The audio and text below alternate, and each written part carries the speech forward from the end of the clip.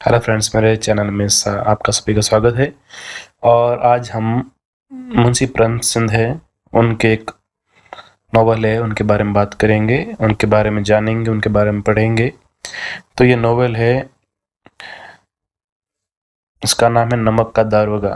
नमक का दारोगा, इसमें अपन को क्या क्या सीखने को मिलता है, हम इसके बारे में सब कुछ बताते हैं आपको यहाँ पे।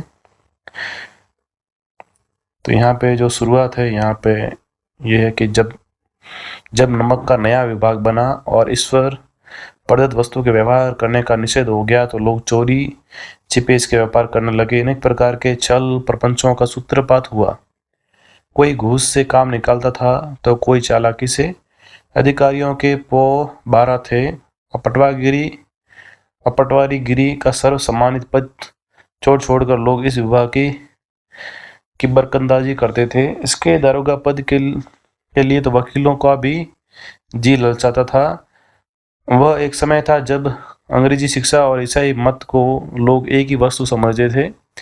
फारसी का प्रबल्य था। प्रेम की कथाएं और श्रृंगार रस के काव्य रस पढ़कर फारसी लोग सर्वोच्च पद पर नियुक्त हो जाया करते थे। मुंशीधर जी भी जुलेखा की वीर कथा समाप्त करके सिरी और फरहाद के प्रेम वृतांत का नल और नील की लड़ाई और अमेरिका के आविष्कार से अधिक महत्व की बातें समझते हुए रोजगार की खोज में निकले। उनके पिता एक अनुभवी पुरुष थे और समझाने लगे, बेटा घर की दुरुस्ता देख रहे हो, ऋण का बोझ से दबे हुए हैं, लड़कियां हैं घास फूस की तरफ बढ़ती चली जाती हैं, मैं कगारे पर हूँ, वृक्ष हो रहा हूँ, न मालूम कब गिर पड़ूं, अब तुम ही घर के मालिक मुख्तार हो, नौकरी में ओहदी की और ध्यान मत देना, ये तो पीर का मजार है, निगाह चढ़ाए और चादर पर रखनी चाहिए, ऐसा काम ढूंढना जहाँ कुछ ऊपरी आय हो। मासिक वेतन तो पूर्णमासी का चांद है जो एक दिन दिखाई देता है और घटते घटते लुप्त हो जाता है। ऊपरी आय बहता हुआ स्रोत है जिससे सदैव प्यास बुझती है। वेतन मनुष्य देता है और इसी से उसमें वृद्धि नहीं होती है। ऊपरी आमदनी ईश्वर देता है, इसी से उसकी बरकत होती है। तुम स्वयं विद्वान हो, तो मैं क्या समझाऊं, इस विषय में विवेक की बड़ी आवश्यकता है। मनुष्य को देखो, उसकी आवश्यकता को देखो और अवसर को देखो, इसके उपरांत जो उचित समझे और करो। गरज वाले आदमी के साथ कठोरता करने में लाभ ही लाभ है, लेकिन बेगरज को दाव पर पाना जरा कठिन है। इन बातों को गांठ में बांध लो, ये मेरी जन्म भर की कमाई है। इस उपदेश के बाद पिताजी ने आशीर्वाद दिया। वंशीधर आज्ञाकारी पुत्र थे। ये बातें ध्यान से सुनी और तब घर से चल खड़े हुए। इस विस्तृत संसार में उनके लिए धैर्य अपना मित्र, बुद्धि अपनी पथ प्रदर्शक और आत्मलंबन में ही अपना सहायक था। लेकिन अच्छे सगुन से चले थे। जाते ही जाते नमक विभाग के दारोगा पद पर प्रतिष्ठित हो गए। वेतन अच्छा और ऊपरी आय का तो ठिकाना ही नहीं था। वर मुंशी जी को सुख समान मिला तो फूले न समाये। महाजन कुछ नरम तड़े।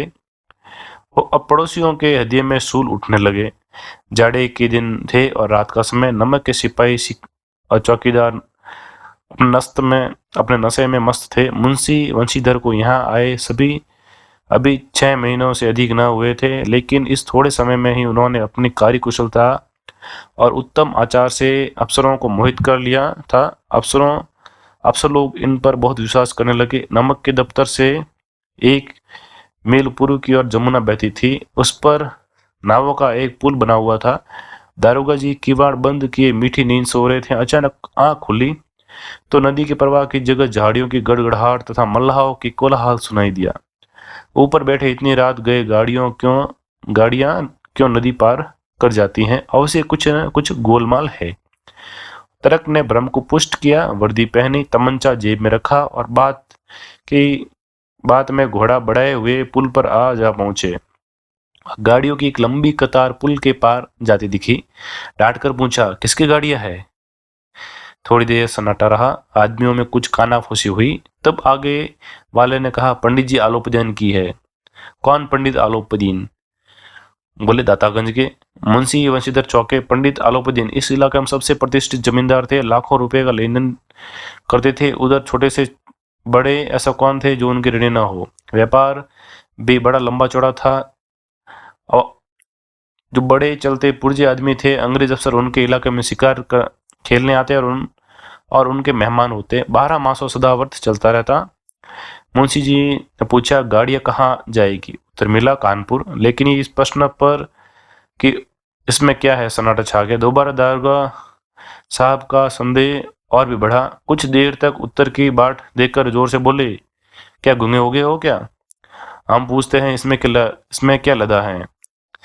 जब इस बार भी उत्तर न मिला तो उन्होंने घोड़े को एक गाड़ी से मिलाकर बोरे को टटोला। भ्रम दूर हो गया, ये नमक के ढेले थे। पंडित आलोपीदीन अपने सजीले रथ पर सवाल कुछ सोते कुछ जागते चले आते थे। अचानक ही गाड़ी वालों ने घबराए हुए जगाए और बोले, महाराज, दारोगा ने गाड़ियां रोक दी हैं और घाट पर खड़े आपको बुलाते हैं। पंडित आलोपीदीन का लक्ष्मी जी पर अखंड विश्वास था। वह कहा करते थे कि संसार का तो कहना ही क्या है, स्वर्ग में भी लक्ष्मी का ही राज है। उनका ये कहना यथार्थ ही था। न्याय और नीति सब लक्ष्मी के ही खिलौने हैं, इन्हें वह जैसे चाहती है नचाती है। लेटे ही गर्व से बोले, चलो हम आते हैं। यह कहकर पंडित जी ने बड़ी निश्चिंतता से पान की बीड़ी लगाकर खाए। फिर लिफाक ओढ़े हुए दारोगा के पास आकर बोले, बाबूजी आशीर्वाद कहिए, हमसे ऐसा कौन सा अपराध हुआ है, गाड़ियां रोक दी गई हैं? हम ब्राह्मणों पर तो आपकी कृपा दृष्टि रहनी चाहिए। वंशीधर रुखाई से बोले, सरकारी हुक्म। पंडित आलोपीदीन ने हंसकर कहा, हम सरकारी हुक्मों को नहीं जानते और न सरकार को। हमारी सरकार तो आप ही हैं। हमारा और आपका तो घर का मामला है। हम कभी आप से बाहर हो सकते हैं। आपने वैर का कष्ट उठाया है। ये नहीं हो सकता कि हम इधर से जाए और इस घाट के देवता को भेंट न चढ़ाए। मैं तो इसकी सेवा में स्वयं ही आ रहा था। वंशीधर पर ऐश्वर्य की मोहिनी वंशी का कुछ प्रभाव न पड़ा। ईमानदारी की नई उमंग थी। करकर बोले, हम उन नमक हरामों में नहीं हैं जो कोड़ियों पर ईमान बेचते फिरते हैं। आप इस समय हिरासत में हैं। आपके कायदे के अनुसार चालन होगा।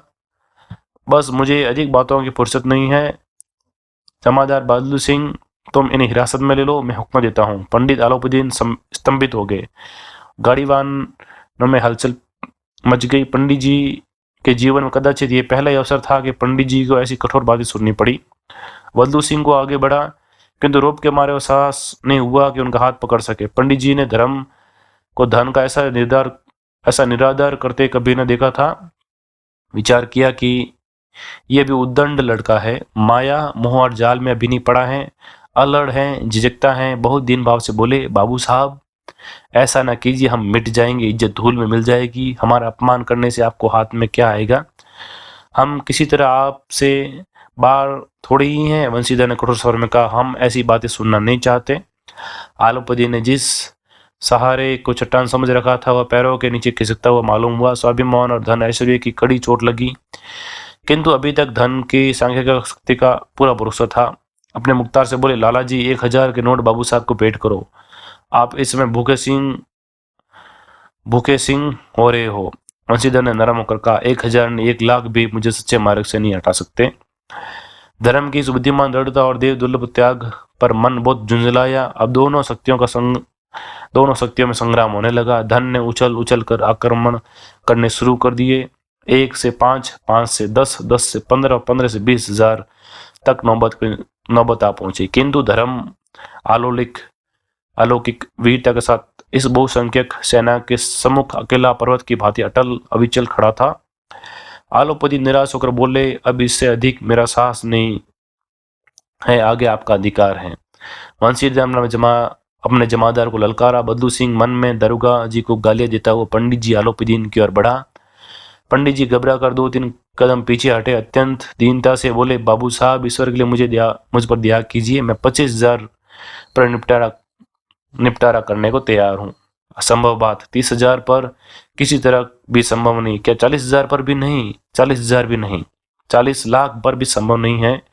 बदलू सिंह, इस आदमी को अभी हिरासत में ले लो। अब मैं एक शब्द भी नहीं सुना चाहता। धर्म ने धन के पैरों तले कुचल डाला। आलोपीदीन एक हष्ट पुष्ट मनुष्य की हथकड़ियां लिए हुए अपनी तरफ आता देखा।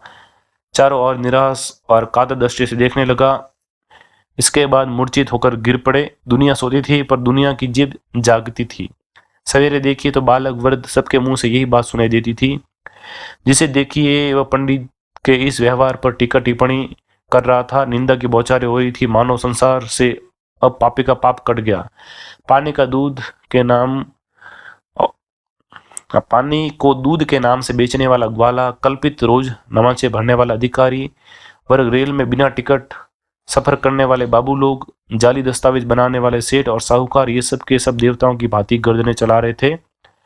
जब दूसरे दिन पंडित आलोपीदीन अभ्युक्त होकर कांस्टेबल के साथ हाथों में हथकड़ियां, हृदय में ग्लानि और शोभ भरे लज्जा से गर्दन झुकाए अदालत की तरफ चले, तो सारे शहर में हलचल मच गई। मेलों में कदाचित आंखें इतनी व्यग्र न होती होगी, भीड़ के मारे छत और दीवारों में कोई भेद न रहा। किंतु अदालत में पहुंचने की देर थी। पंडित आलोपीदीन इस अगाध वन के सिंह थे। अधिकारी वर्ग उनके भक्त थे। अमले, सेवक, वकील, मुख्तार उनके आज्ञापालक और अर्दली, चपरासी तथा चौकीदार तो उनके बिना मोल के गुलाम थे। इन्हें देखते ही लोग चारों तरफ दौड़े। सभी लोग विस्मित हो रहे थे, इसलिए नहीं कि आलोपीदीन ने यह कर्म किया है, बल्कि इसलिए कि वह कानून के पंजे में कैसे आए। ऐसा मनुष्य जिसके पास असाध्य साधन करने वाला धन और अन्य वाचलता हो, वह क्यों कानून के पंजे में आए। प्रत्येक मनुष्य उनसे सहानुभूति प्रकट करता था। बड़ी तत्परता से इस आक्रमण को रोकने के लिए निमित्त वकीलों की एक सेना तैयार की गई। न्याय के मैदान में धर्म और धन में युद्ध ठन गया। वंशीधर चुपचाप खड़े थे। उनके पास सत्य के सिवा कुछ और कोई बल नहीं था, न स्पष्ट भाषण के अतिरिक्त कोई शास्त्र। गवाह थे किंतु लोभ से डामाडोल। यहाँ तक कि मुंशी जी को भी न्याय भी अपनी ओर से खींचा वो अधिक पड़ता था। यह न्याय का दरबार था, परंतु उसके कर्मचारियों पर पक्षपात का नक्शा छाया हुआ था। किंतु पक्षपात और न्याय का क्या मोल। जहाँ पक्षपात हो वहां न्याय की कल्पना भी नहीं की जा सकती। मुकदमा शीघ्र ही समाप्त हो गया। डिप्टी मजिस्ट्रेट ने अपनी तजवीज में लिखा, पंडित आलोपीदीन के विरुद्ध दिए गए प्रमाण निर्मूल और भ्रामक है। वह एक बड़े भारी आदमी है। ये बात कल्पना के बाहर है कि उन्होंने थोड़े लाभ के लिए ऐसा दुस्साहस किया हो। यद्यपि नमक के दायरों का मुंशी वंशीधर का अधिक दोष नहीं है, लेकिन ये बड़े खेद की बात है कि उसकी उद्दंडता और विचारहीनता के कारण एक भले मानुष को कष्ट झेलना पड़ा। हम प्रसन्न हैं कि अपने काम में सजग और सचेत रहता है, किंतु नमक के मुकदमे की बढ़ी हुई नमक से हलाली ने उनके विवेक और बुद्धि को भ्रष्ट कर दिया है। भविष्य मुझे होशियार रहना चाहिए। वकीलों ने फैसला सुना और उछल पड़े। पंडित आलोपीदीन मुस्कुराते हुए बाहर निकले। सौजन्य बांधवों ने रुपयों की लूट की। उदारता का सागर उमड़ पड़ा। उसकी लहरों ने अदालत की नींव तक हिला दी। जब वंशीधर बाहर निकले तो चारों ओर उनके ऊपर व्यंग्य बाणों की वर्षा होने लगी। चपरासियों ने झुक झुक कर सलामी दिए, किंतु इस समय एक एक कटु वाक्य, एक एक संकेत उनकी गर्वांगनी को प्रज्वलित कर रहा था। कदाचित इस मुकदमे में सफल होकर वह इस तरह अकड़ते हुए न चलते। आज उन्हें संसार का एक खेदजनक विचित्र अनुभव हुआ। न्याय और विद्वता, लंबी चौड़ी उपाधियां, बड़ी बड़ी दाढ़ियां, ढीले चौगे और एक भी सच्चे आदर का पात्र नहीं। वंशीधर ने धन से वैर मोल लिया था। उसका मूल्य चुकाना अनिवार्य था। कठिनता से एक सप्ताह बीता होगा।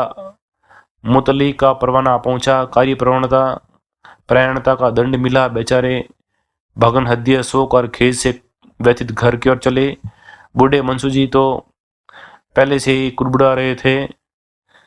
चलते चलते इस लड़के को कितना समझाया था, लेकिन इसने एक न सुनी। सब मनमानी करता है। हम तो लोगों की तगादे सहें बुढ़ापे में भगत बनकर बैठे और वहां बस वहीं सूखी तनख्वाह। हमने तो नौकरी की है, कोई ओहदेदारी नहीं, लेकिन काम किया, दिल खोलकर किया और आप ईमानदार बनने चले हैं। घर में चाहे अंधेरा हो, मंदिर में अवश्य दिया चलाएंगे। खेत जैसी समझ पर पढ़ना लिखना सब अखारत गया। इसके थोड़ी दिन बाद मुंशी वंशीधर इस दुरावस्था में घर पहुंचे और बुढ़े पिताजी ने समाचार सुना तो सिर पीट लिया। बोले, जी चाहता है कि तुम्हारा और अपना सिर फोड़ लूं। बहुत देर तक पछता कर हाथ मलते रहे। क्रोध में कुछ कठोर बातें भी कही। यदि वंशीधर वहां से न टल न जाते तो अवश्य ही ये क्रोध विकट रूप धारण करता। वृद्ध माता को भी दुख हुआ। जगन्नाथ और रामेश्वर यात्रा की कामना मिट्टी में मिल गई। पत्नी ने तो कई दिनों तक सीधे मुंह बात भी नहीं की। इसी प्रकार सप्ताह बीत गया। संध्या का समय था। बूढ़े मुंशी जी बैठे राम नाम की माला जप रहे थे। उसी समय उनके द्वार पर एक सजा हुआ रथ आकर रुका। हरे और गुलाबी पर्दे, पचहिए बैलों की जोड़ी उनकी गर्दनों में नीले धागे, सींगे, पीतल से जड़ी हुई कई नौकर लाठियों कंधों पर रखे साथ थे। मुंशी जी अगवानी पर को दौड़े। देखा तो पंडित आलोपदीन है। झुककर दंडवत की और लल्ला चप्पों की बातें करने लगे। हमारा भाग्य उदय हुआ जो आपके चरण इस द्वार पर आए। आप हमारे पूज्य देवता हैं, आपको कौन सा मुंह दिखावे। मुंह में तो कालिख लगी हुई है, किंतु क्या करे, लड़का अभागा कपूत है, नहीं तो आपसे क्यों मुंह छिपाना पड़ता। ईश्वर चाहे निसंतान रखे पर ऐसी संतान न दे। आलोपी ने कहा, नहीं भाई साहब, ऐसा न कहिए। मुंशी जी ने चकित होकर कहा, ऐसी संतान को और क्या कहूँ। आलोपी ने वात्सल्यपूर्ण स्वर में कहा, कुल तिलक और पुरखों की कीर्ति उज्जवल करने वाले संसार में ऐसे कितने ही धर्मपरायण मनुष्य हैं जो धर्म पर अपना सब कुछ अर्पण कर सके। पंडित आलोपदीन ने वंशीधर से कहा, दारोगा जी, इसे खुशामद न समझिए। खुशामद करने के लिए मुझे इतना कष्ट उठाने की जरूरत नहीं थी। उस रात को अपने अधिकार बल से मुझे अपनी हिरासत में लिया था, किंतु आज मैं स्वेच्छा से आपकी हिरासत में आया हूँ। मैंने हजारों रईसों और अमीर देखे हैं, हजारों उच्च पदाधिकारियों से काम पड़ा, किंतु मुझे परास्त किया तो आपने। मैंने सबको अपना और अपने धन का गुलाम बनाकर छोड़ दिया। मुझे आज्ञा दीजिए कि आपसे कुछ विनय करूं। वंशीधर ने आलोपदीन को आते देख तोड़कर सत्कार किया, किंतु स्वाभिमान सहित समझ गए कि ये मां से मुझे लज्जित करने और जलाने आए हैं। समय याचना की चेष्टा नहीं है, वरन उनके अपने पिता की ये ठाकुर सुहाती की बात असहज से प्रकट हुई। पर पंडित जी की बातें सुनी तो मन की मैल मिट गई।